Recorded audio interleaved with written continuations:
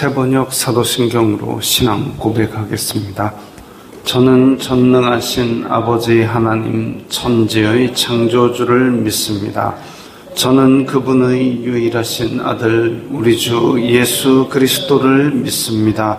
그분은 성령으로 잉태되어 동정녀 마리아에게서 나시고 본디오 빌라도에게 고난을 받아 십자가에 못 박혀 죽으시고 장사된 지 사흘 만에 죽은 자 가운데서 다시 살아나셨으며 하늘에 오르시어 전능하신 아버지 하나님 우편에 앉아 계시다가 거기로부터 살아있는 자와 죽은 자를 심판하러 오십니다. 저는 성령을 믿으며 거룩한 공교회와 성도의 교제와 죄를 용서받는 것과 몸의 부활과 영생을 믿습니다. 아멘. 거룩하신 하나님 아버지 감사합니다. 간밤에도 편히 쉬게 해주시고 새벽에 기도하는 자리에 불러주시니 감사합니다. 이 시간 저희들 마음 중심으로 주님을 경외하게 하여 주시옵소서. 예수님 이름으로 기도드리옵나이다. 아멘. 찬송가 20장입니다.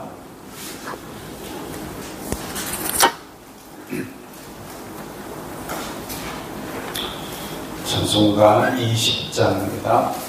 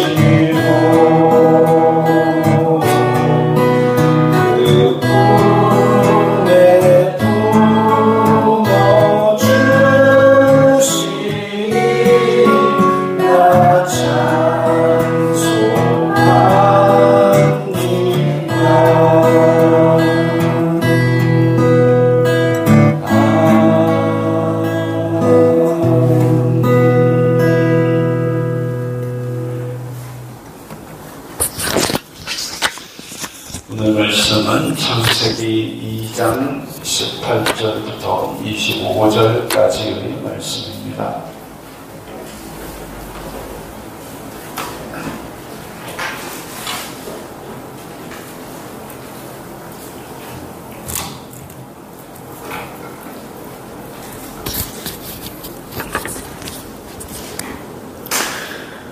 창세기 2장 18절부터 25절까지의 말씀 함께 읽겠습니다. 여호와 하나님이 이르시되 사람이 혼자 사는 것이 좋지 아니하니 내가 그를 위하여 돕는 배필을 지으리라 하시니라. 여호와 하나님이 흙으로 각종 들짐승과 각 공중의 각종 새를 지으시고 아담이 무엇이라고 부르나 보시려고 그것들을 그에게로 이끌어 가시니 아담이 각 생물을 부르는 것이 곧 그 이름이 되었더라. 아담이 모든 가축과 공중의 새와 들의 모든 짐승에게 이름을 주니라. 아담이 돕는 배필이 없으므로 여호와 하나님이 아담을 깊이 잠들게 하시니 잠들매 그가 그 갈빗대 하나를 취하고 살로 대신 채우시고 여호와 하나님이 아담에게서 취하신 그 갈빗대로 여자를 만드시고 그를 아담에게로 이끌어 오시니 아담이 이르되 이는 내 뼈 중의 뼈요 살 중의 살이라. 이것을 남자에게서 취하였은즉 여자라 부르리라 하니라. 이러므로 남자가 부모를 떠나 그의 아내와 합하여 둘이 한 몸을 이룰지로다. 아담과 그의 아내 두 사람이 벌거벗었으나 부끄러워하지 아니하니라. 아멘. 오늘 말씀에서 보면 또 창조 기사의 구체적인 단면이 또 하나 더 등장을 합니다. 맨 앞에서는 하나님께서 사람을 만드셨다 했고 그 다음에 또 중간에 보면 남자와 여자로 만드셨다 했는데 오늘은 또 남자와 여자를 만드신 그 과정이 보다 구체적으로 나옵니다. 사람이 나오고 남자와 여자가 나오고 또 보다 구체적으로 돕는 배필 이야기가 나오고 근데 19절에 보면 여호와 하나님이 흙으로 각종 들짐승과 공중의 각종 새를 지으셨다 했는데 사람을 흙으로 만드신 것이 하나님에 대한 특별한 사랑이 아니었나라고 했는데 여기서 또 흙으로 짐승과 새들을 만드셨다. 그러면 하나님께서 무슨 진흙으로 이렇게 계속 공장 찍어내듯이 새도 만들고 짐승도 만들고 이렇게 하신 것이냐? 사람을 만드실 때는 흙으로 만드시고 거기에 생기를 넣으셨는데 근데 그 앞에 창조 기사에 보면 땅은 짐승들을 내고라는 부분이 나옵니다. 하나님께서 그걸 하나하나 말도 만들고 코끼리도 만들고 흙으로 그걸 맨날 그렇게 만드신 것이 아니라 그 구성 성분이 땅은 그 짐승을 종류대로 내라. 이렇게 땅은 생물을 그 종류대로 내되 가축과 기는 것과 땅의 짐승을 종류대로 내라. 땅에서 나온 것이죠.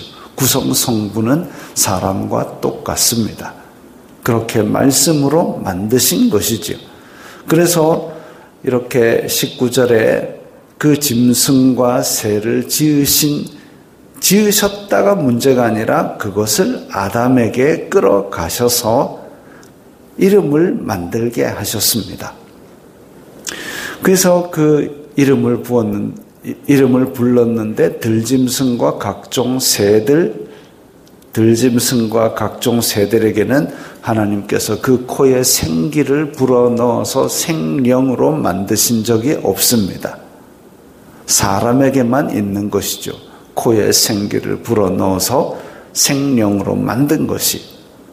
어쨌든 하나님께서는 사람을 그렇게 창조하시고 귀히 여기시고 그리고 이 모든 것들을 다스리도록 권한을 주셨는데 그 중의 하나가 오늘 이 이름을 부르는 겁니다.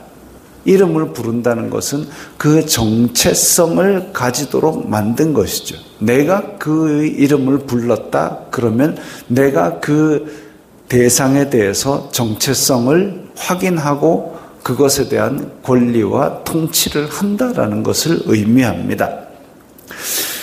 자, 그렇게 해서 아담에게 그렇게 일을 하도록 만드시고 책임을 주시고, 그리고 그에게 돕는 배필이 없으므로라고 나옵니다. 그렇게 일을 하도록 하였는데, 일을 하는 가운데 이 지금 동물들, 짐승들은 각기 그 쌍을 이루고 있는데 사람이 그 쌍을 이루지 않은 부분을 확인하고 돕는 배필로 창조하신 것이죠. 그래서 그 과정이 나옵니다.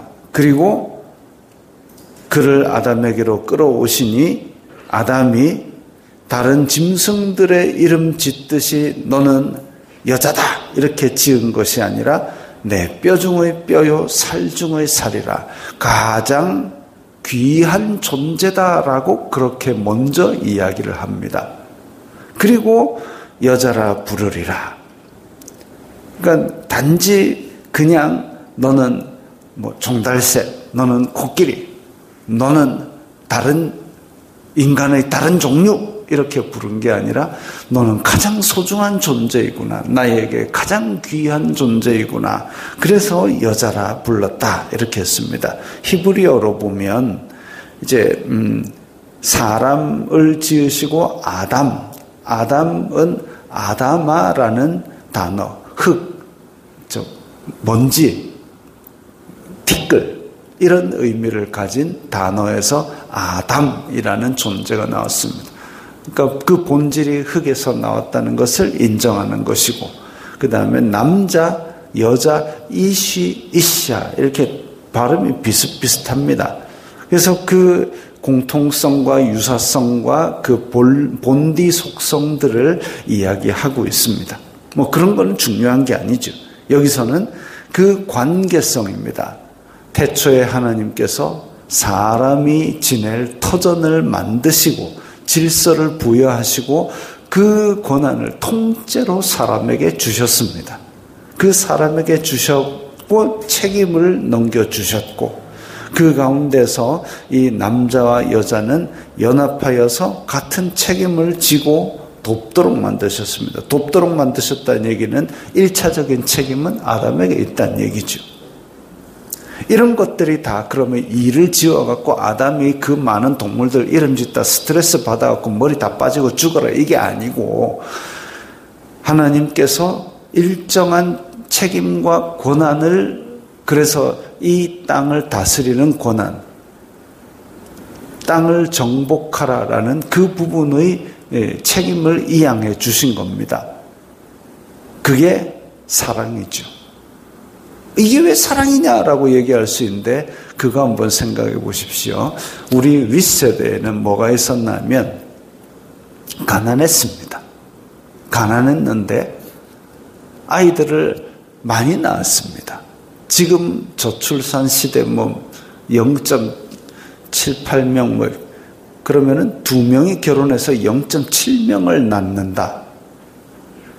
이 2명이 결혼해서 0.7명을 낳는다. 원래는 그게 재생산이 되려면 사회적으로는 1까지는 가야 되는데 적게는 인구가 자꾸 감소하고 있지요. 지금의 이 세대 그래가지고 어쨌든 지금 가족의 형태와 조금 우리 윗세대의 가정 형태를 생각해 봤을 때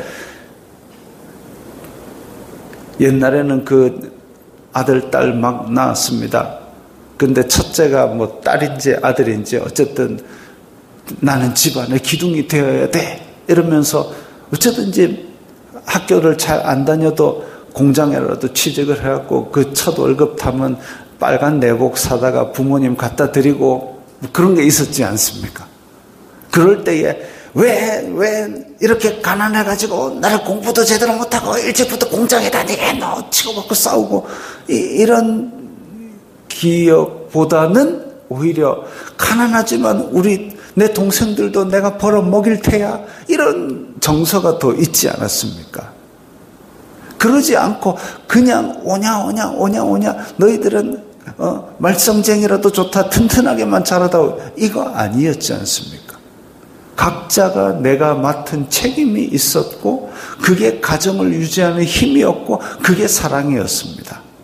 그런데 그러면 그 아들, 딸이 빨간 내복만 받아오면 엄마, 아빠는 앉아가지고 어험하고 있었느냐? 아니죠.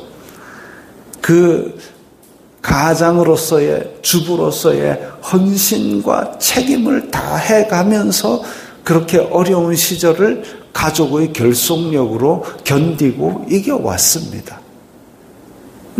근데 지금은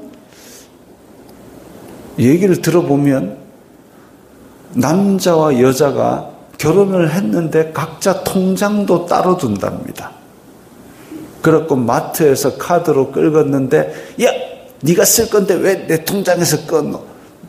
네 빨리 그거 내 통장으로 돈 넣어라. 그런답니다.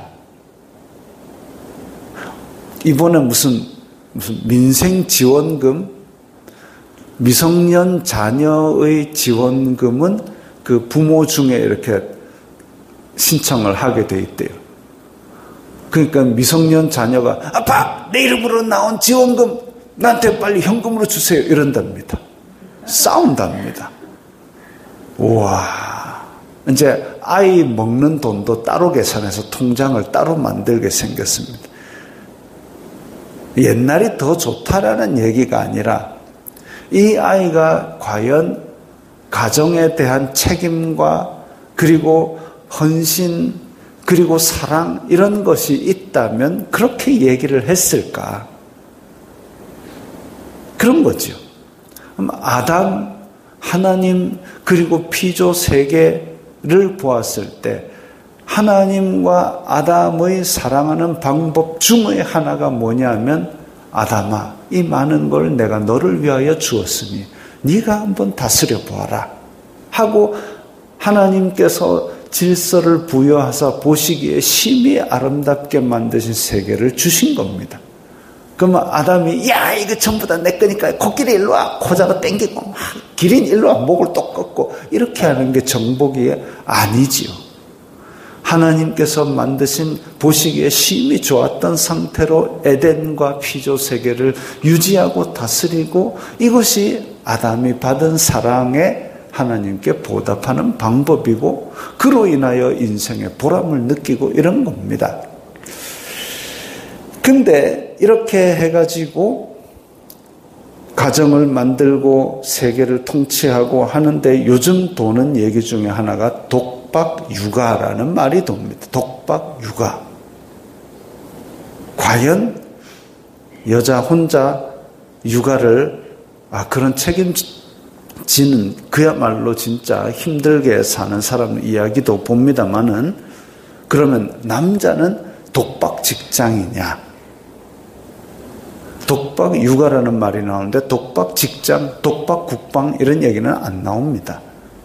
그러니까 서로 도와야 하는 니는 돕는 배필이니까 내 하는 일 무조건 도와 이게 아니라 서로 돕고 서로 이해하고 그래서 이 공동체가 아름답게 유지되게 해야 되는데 그래서 그 책임이 공동으로 가야 되는데 그게 바로 하나님과 사람이 아름다운 관계를 맺어가는 교제이고 사랑이고 그런 것이죠. 그 관계의 모형입니다. 그래서 창조와 그리고 하나님께서 주신 책임, 헌신 그것이 이 창조의 질서이고 사랑이고 그런 것이죠.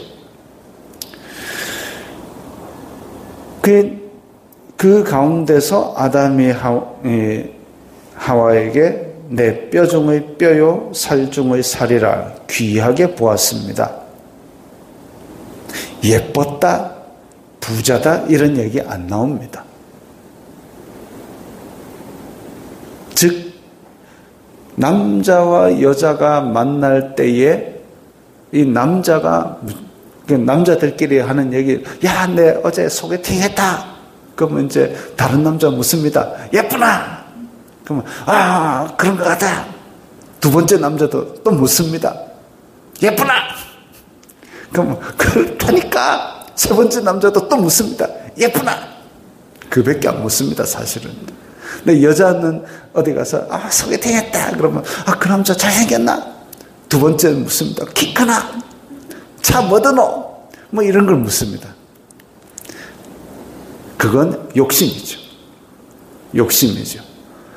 다들 키 크고 다들 뭐 잘생기고 그런 사람만, 키 크고 잘생기고 부자고 이런 사람만 세상에 살면 얼마나 좋겠습니까마는 그런 사람만 살아도 그 중에 더 키 큰 사람, 그 중에 더 잘생긴 사람, 그 중에 더 부자인 사람을 찾고 싶은 게 사람의 욕심입니다. 그럼 자기는 그렇게 키 크고 잘생기고 부자냐 하면 그것도 아니면서 그걸 찾습니다. 그걸 욕심이라 그럽니다.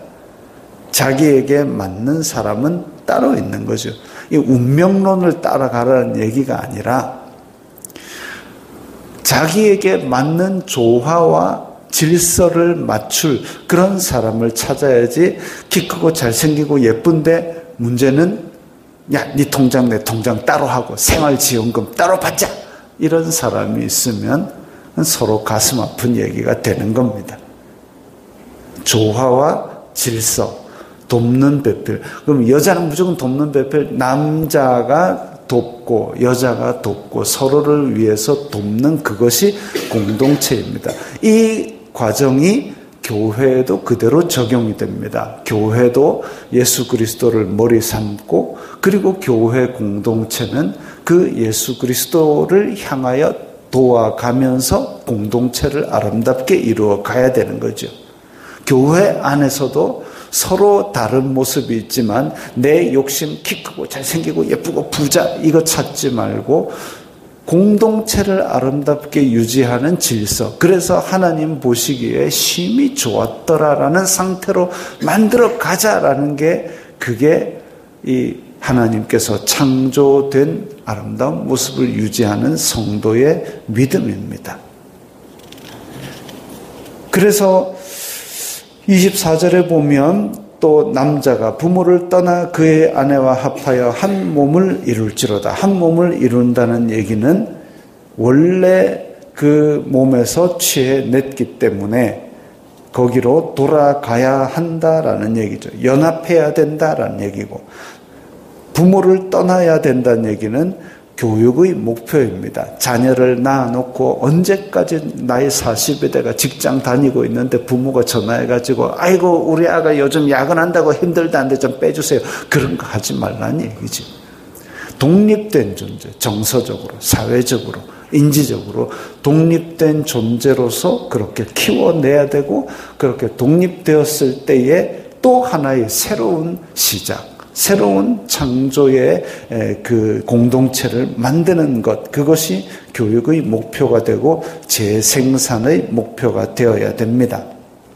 그렇게 해서 창조의 질서는 사람을 통하여 계속 이어지고 또 재생산이 되도록 그렇게 하나님께서 만드셨습니다. 그 중에 중요한 것은 하나님의 형상으로 창조된 인간, 그리고 그 창조된 인간으로서 하나님께서 세우신 질서를 계속 유지해 가는 거지요. 두 사람이 벌거벗었으나 부끄러워하지 아니하니라. 왜냐하면 하나님의 형상을 그대로 가지고 있기 때문에. 그런데 나중에 타락하고 나서는 부끄러워하지요.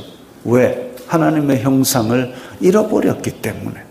하나님의 형상대로 창조받았는데 하나님의 형상을 잃어버리니까 그게 부끄러운 겁니다. 그래서 뭘로 가리느냐?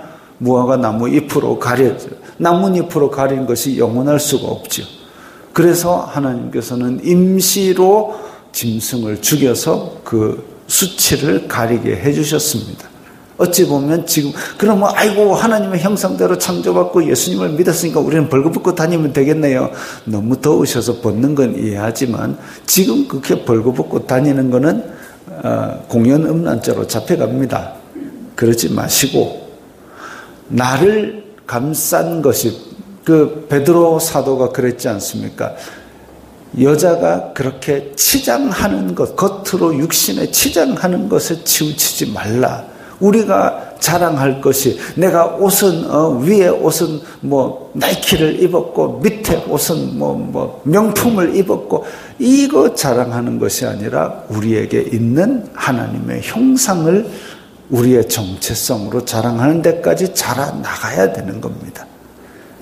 내가 그래서 하나님의 창조하시기에 보시기에 심히 좋았던 그 모습을 이만큼 회복하였노라라는 것을 내 행동과 말과 성품에서 드러나도록 해야 되는 거죠.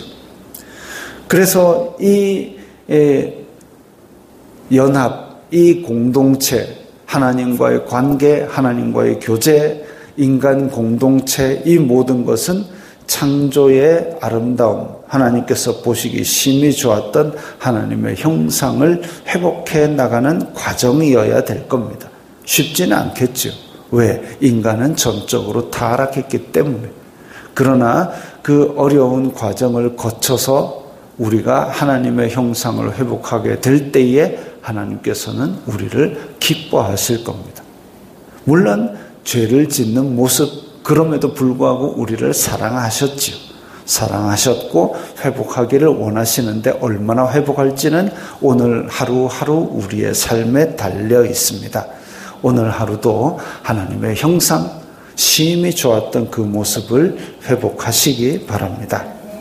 기도하겠습니다. 거룩하신 아버지 하나님, 감사합니다. 하나님의 형상을 받아 지음받은 저희들, 하나님께서 보시기 심히 좋은 그런 마음과 말과 행동으로 오늘 하루도 주님께 영광 돌리게 하옵소서. 예수님 이름으로 기도드리옵나이다. 아멘.